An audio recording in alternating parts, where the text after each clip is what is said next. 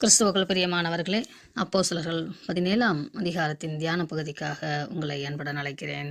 மத்திய தரைக்கடலை சுற்றி இருக்கிற பட்டணங்கள் தோறும் பவுலானவர் பிரசங்கித்து வருவதை நாம் இந்த பகுதிகளிலே வாசித்து கொண்டிருக்கிறோம்.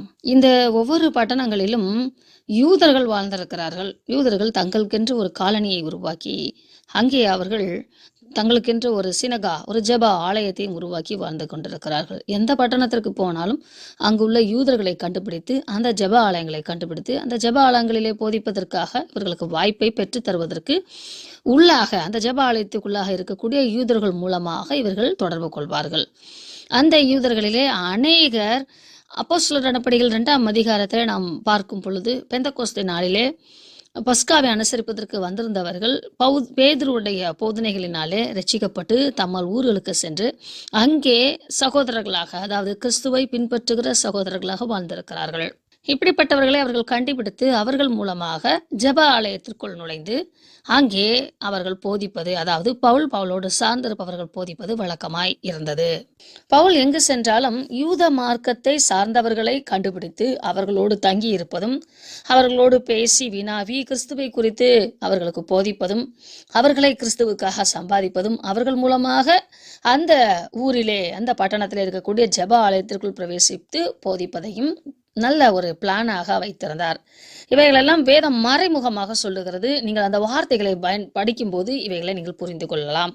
அதோடு கூட முதல் நூற்றாண்டிலே உலகமெங்கும் சுவிசேஷம் பரவுவதற்கு தேவன் கிருபை செய்திருந்தார், வழிகளை உருவாக்கியிருந்தார். 12 அப்போஸ்தலர்களும் அவர்கள் ஒவ்வொரு காண்டினென்ட், ஒவ்வொரு கண்டங்களாக கடந்து சென்று பிரசங்கித்தார்கள் என்று ஆதி திருச்சபை வரலாறு சொல்லுகிறது.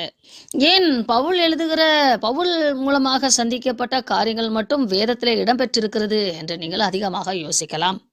தேவன் எருசலேமிலிருந்து ரோமாபுரி வரைக்கும் ஒட்டுமொத்த உலகத்தையும் ஆண்டு கொண்டிருந்த அந்த அரசாங்கம் வரைக்கும் சுவிசேஷத்தை கொண்டு செல்வது அவருடைய நோக்கம். ஆதலால் அந்த பணியை செய்தவர் பவுல்.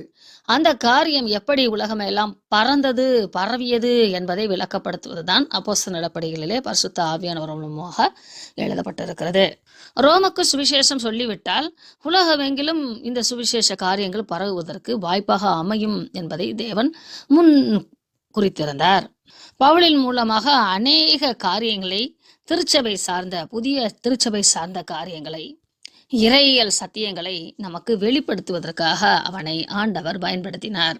அந்த காரியங்கள் எல்லாம் நாம் நம்பும்படியாக எழுதப்படுவதற்காகத்தான் பவுலுடைய வாழ்க்கையிலே அநேக நிகழ்வுகளை தேவன் நடத்தி அவர் மூலமாக நமக்கு பாடங்களை கற்றுக் கொடுத்து அவருடைய சரித்திரத்தை, அவருடைய போராடும் செயலை நாம் படிக்கும்படியாக எழுதி வைத்திருக்கிறார். பவுலுக்கு பட்டணங்கள் தோறும் வெறுப்புகளும் எதிர்ப்புகளையும் சம்பாதித்தாலும் அவர் அந்த பட்டணத்தை விட்டு ஓடி போகும்போது கிறிஸ்துவை அங்கே பிரசங்கித்து விட்டு அடுத்த பட்டணத்திற்கு ஓடி போய் அங்கேயும் கிறிஸ்துவை பிரசங்கிப்பதற்கான வழிகளைத்தான் அவர் பார்ப்பார். கிறிஸ்துவை போதிப்பதை, கிறிஸ்துவை பறைசாற்றுவதை, அந்த ஊழியத்திலிருந்து அவர் ஓயவில்லை என்பதை நாம் புரிந்து கொள்ளலாம். அப்படிப்பட்ட மிக வைராக்கியமான காரியங்களை தேவன் பவுலின் மூலமாக பவுலுக்குள்ளாக செய்திருந்தார். ஆதலால் இவைகள் எல்லாம் எழுதப்படுகிறது. மோசேயை கொண்டு நியாய பிரமாணங்களை எல்லாம் தேவன் எழுதியது போல, செயல்பட்டது போல பவுலின் மூலமாக திருச்சபை காரியங்களை தேவன் எழுதுகிறார். இப்படி அவர்கள் அம்பிலி போலி பட்டணத்தை விட்டு அப்பல்லோனியா பட்டணத்திற்கு வருகிறார்கள்.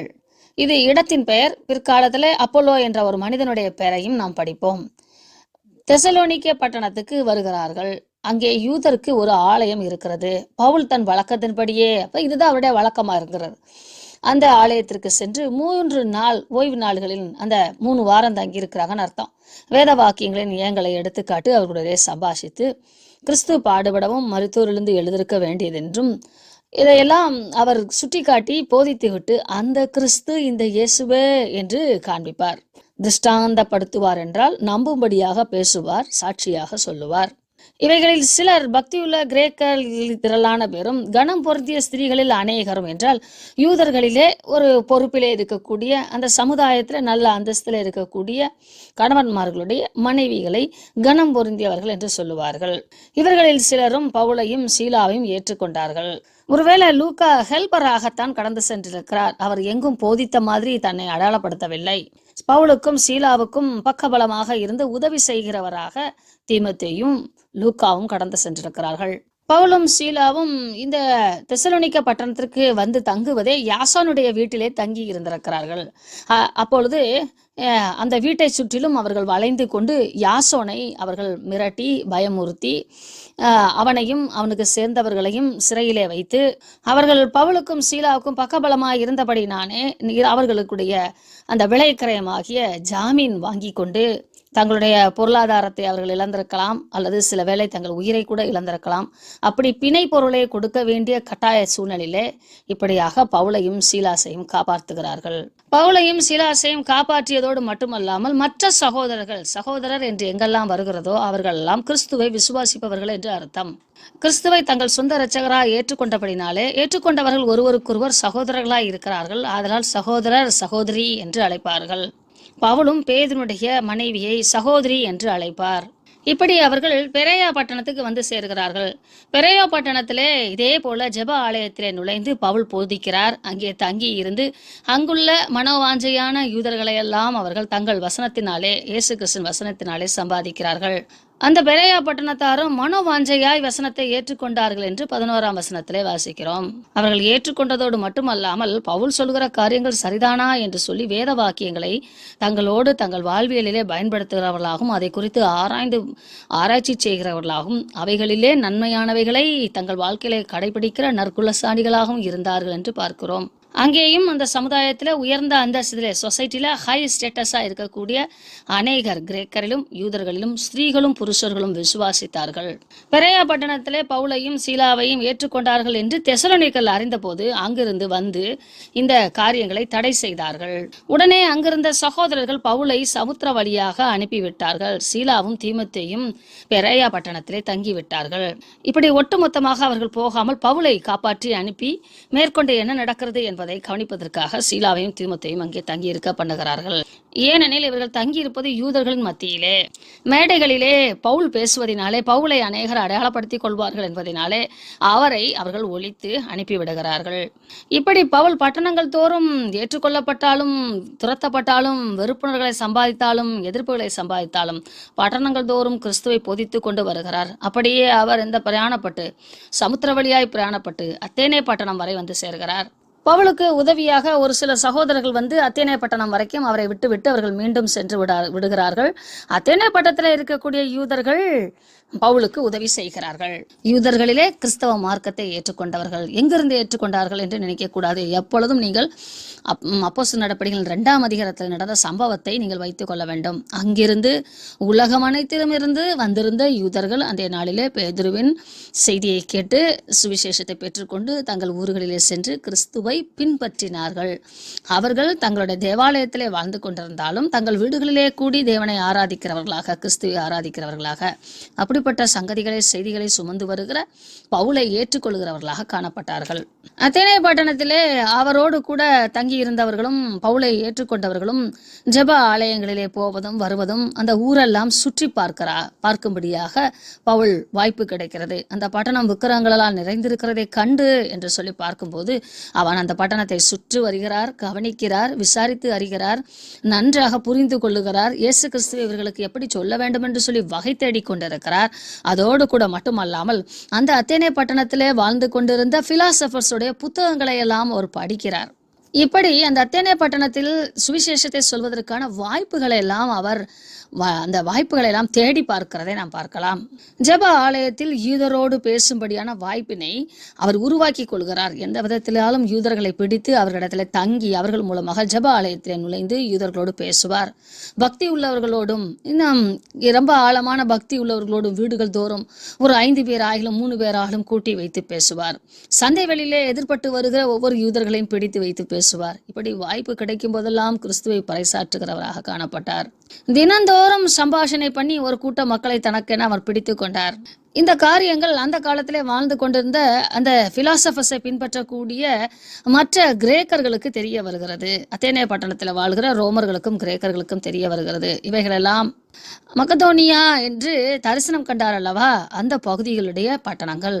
கடவுளை ஞான மார்க்கமாக தேடி கண்டுபிடிக்க முடியாமல் அதை குறித்து தங்களுக்கென்று சில வரையறைகளை உருவாக்கி கொண்டு கல்ட் என்று சொல்லக்கூடிய பிலாசபர்ஸ் தத்துவ ஞானிகள் வாழ்ந்திருக்கிறார்கள். அவர்கள் சொல்லுகிற தத்துவங்களை கேட்டு பின்பற்றிய அந்த குரூப்புக்கு அந்த தத்துவ ஞானிகளின் குரூப் என்று சொல்லப்படுகிறது. உதாரணமாக புத்தருடைய போதனைகளை கேட்டு புத்த மதம் உருவாகியது அல்லவா, ஜைனர் சமயம் இப்படி எல்லாம் சொல்லி நாம் வாசிக்கிறோம் அல்லவா. இவர்கள் எல்லோரும் அப்படிப்பட்ட குரு மார்க்கத்தவர்களை பின்பற்றியவர்கள். அப்படித்தான் எபிக்கூர் என்று சொல்லக்கூடியவருடைய ஞான மார்க்கத்தை பின்பற்றுகிறவர்களை எபிக்யூரியனிசம் என்று சொல்லுவார்கள். ஸ்தோயிக்கர் என்று சொல்லக்கூடியவரை பின்பற்றுகிறவர்கள் ஸ்தோயிக்கர் என்று சொல்லக்கூடிய அந்த ஸ்தோயிக்கரிசம் என்று சொல்லக்கூடிய அந்த பிலாசபர் குரூப்பை சேர்ந்தவர்களாக காணப்படுகிறார்கள். இவர்கள் ஒவ்வொருவரும் தேவனை தேடி தங்களுக்கான சில வரையறைகளை, சந்தோஷம் சமாதானம் தான் நம்மை காப்பாற்றும், நம்முடைய ஆரோக்கியம் தான் நம்மை காற்றும், உண்பதும் உடுப்பதும் அல்லாமல் வேறொன்றும் இல்லை என்றெல்லாம் தங்களுக்கென சில கோட்பாடுகளை வைத்துக் கொள்வார்கள். புத்தன் சொல்லுவது போல ஆசையின்றி வாழ்ந்தால் துன்பமின்றி வாழலாம், ஆசையே துன்பத்திற்கு காரணம் என்று அவர்கள் ஒரு கோட்பாடு வைத்திருந்தார்கள் அல்லவா. அப்படிப்பட்ட தங்களுக்கென்று ஏற்ற தாங்கள் தேடிக்கொண்டிருக்கிற தேவனை அவர்கள் கண்டுபிடிப்பதற்காக தங்களுக்கென்ற ஒரு அறிவு நிலையிலே இந்த காரியங்களை எல்லாம் அவர்கள் செய்து கொண்டு வந்தார்கள். இவர்களுக்கு மத்தியிலே கிறிஸ்துவை குறித்து பேச வேண்டும் என்பது மிகப்பெரிய சவாலாக இருந்தது. ஆனாலும் அழகாக பவுல் இந்த காரியங்களை பேசுகிறார். ஆதலால் அவரை வாயாடி என்று அழைக்கிறார்கள். 21ஆம் வசனத்தின்படி அத்தேனே பட்டணத்தார் எல்லாரும் அறிவு சார்ந்த காரியங்களை கேட்பதிலே அவர்கள் பொழுதுபோக்கினார்கள். அந்நியரும் நவமான காரியங்களை சொல்லுகிறதிலும் கேட்கிறதிலும் ஒழிய வேறொன்றிலும் பொழுதுபோக்குறதில்லை என்று பார்த்தோம். ஆதலால் இவர் இப்படி பேசுகிற இந்த பேசுகள் ஞான மார்க்கத்துக்கு அடுத்தவைகளா இருக்கிறபடினாலே மார்ஸ் மேடை என்று அழைக்கக்கூடிய அவர்களுடைய மேடையிலே அழைத்து சென்று அவரை பேச அனுமதிக்கிறார்கள். விரோதத்தினால் என்ன, சரியான மார்க்கத்தினால் என்ன, எனக்கு கிடைத்த வாய்ப்பை நான் பயன்படுத்திக் கொள்கிறேன் என்ற விதமாக பவுல் அங்கே பேசுகிறார். அழகாக இந்த ஞானத்தை பின்பற்றுகிற இந்த மக்களை உயர்த்தி பேசி, நீங்கள் அறியாதிருக்கிற தேவனை தொழுது கொள்கிறீர்கள், நீங்க பக்தி மார்க்கத்தார்கள், ஞானவான்கள், நான் அந்த நீங்கள் ஆராதித்து வருகிறவரையே நான் அறிந்திருக்கிறேன், அவரை நான் உங்களுக்கு அறிவிக்கிறேன் என்று சொல்லி அழகான வசன நடைகளோடு கூட அவர்களிடத்துல பேசுகிறார். நீங்கள் பார்க்கிற அந்த ஞானங்கள் யாவும் God the Creator, அவர்தான் இதை படைத்தார், அவர்தான் எல்லா ஜீவனையும் சுவாசத்தையும் தேவையான சகலத்தையும் கொடுக்கிறவர். He is the provider. அதனால் He is the Creator and He is the provider. அவர்தான் படைத்தவர், அவர்தான் நமக்கு போஷிப்பவர், அவருக்கு நாம் ஒன்றும் செய்ய தேவையில்லை. ஆதலால் மனுஷர் கையிலே அவர் பணிவிடை கொள்ள, தேவன் பணிவிடை கொள்ள தேவையில்லை. அவரால் சகலமும் முடியும், எல்லாம் அவரால் கூடும். இன்று யூதர்களாகவும் கிரேக்கர்களாகவும் ரோமர்களாகவும் பலவித ஜனங்களாக நாம் பிரிந்திருக்கிறோம் அல்லவா. நம்ம எல்லோரையும் ஒரே இரத்தத்தினாலே தோன்ற பண்ணினார். ஒரே மனிதனை தேவன் உருவாக்கி அவர்களிலிருந்து உருவாகினவர்கள் தான் நாம். நம்மை அப்படி தேவன் இந்த பூமியை பண்படுத்தி ஜாதிகளாக பிரித்து பூமி எங்கும் குடியிருக்க செய்து முன் தீர்மானிக்கப்பட்ட காலங்களையும் அவர்கள் குடியிருப்பின் எல்கைகளையும் குறித்திருக்கிறார். இருளர்கள், செவ்விந்தியர்கள், அமெரிக்கர்கள் என்றெல்லாம் நம்முடைய நிறங்களிலே வாழ்வியல் மாற்றங்களிலே பாகுபாடு இருக்கலாம். ஆனாலும் எல்லோரும் ஒரே விதமாக படைக்கப்பட்டிருப்போம். உடல் அமைப்பிலும் உள் உறுப்புகளின் அமைப்பிலும் இரத்த ஓட்டங்களிலும் இப்படி பூமியின் எல்லைகளை எல்லாம் அவர் பிரித்திருந்தாலும் ஒவ்வொரு மனிதனும் தங்கள் வாழ்வியலிலே உண்டாகக்கூடிய ஞான காரியங்களை அலசி ஆராய்ந்து இதற்கு அப்பாற்பட்ட சக்தி ஒன்று உண்டு, நாம் எல்லோரும் ஏன் ஒரே மாதிரி சிந்திக்கிறோம், ஒரே மாதிரி செயல்படுகிறோம், ஒரே மாதிரி வாழ்வியலை கொண்டிருக்கிறோம் என்று யோசித்து தடவியாகிலும் அவரை கண்டுபிடிக்க வேண்டும், அதாவது ஆராய்ச்சி செய்தாகிலும் கண்டுபிடிக்க வேண்டும் என்று சொல்லி தேவன் விரும்பினாராம். அதோடு கூட மட்டுமல்லாமல் மிக அழகான ஒரு சத்தியத்தை அவர் சொல்லுகிறார். 27ஆம் வசனம், அவர் நம்மில் ஒருவருக்கும் தூரமானவர் அல்லவே. அது யூதனாகிலும் கிரேக்கனாகிலும் அந்நியனாகிலும் தேவன் சமீபமாய் இருக்கிறார், அவர் நமக்கு தூரமாய் இல்லை, நாம் தான் அவரை விட்டு தூரம் போனோம் என்று சொல்லுகிறார். ஆதலால் நாம் உயிரோடு இருக்கிறோம் என்றால் அவருக்குள் பிழைக்கிறோம், அவருக்குள் அசைகிறோம், அவருக்காகவே அவருக்கென்றும் இருக்கிறோம் என்று இதை குறித்து உங்க புலவர்களும் பாடியிருக்கிறார்கள் அல்லவா என்று அங்கே ஒரு பெரிய ஆதாரங்களை வைக்கிறார். பிலாசபர்ஸ், பொயட்ஸ் என்று ஞானத்திலே சிறந்த எழுத்தைகளாம் எடுத்து கொண்டு வந்து இங்கே பேசி கிறிஸ்துவையே இவர்கள் பிரசங்கிக்கிறார்கள் என்று அங்கே காட்டுகிறார். செய்தியை பகிர்ந்து கொடுக்கும் போது கேட்டுக்கொண்டிருப்பவர்களின் மனநிலைமை உணரும் தருணத்தை தேவன் தருவார். அப்படி பவுலுக்கு தேவன் கொடுத்திருந்தார் போலும்.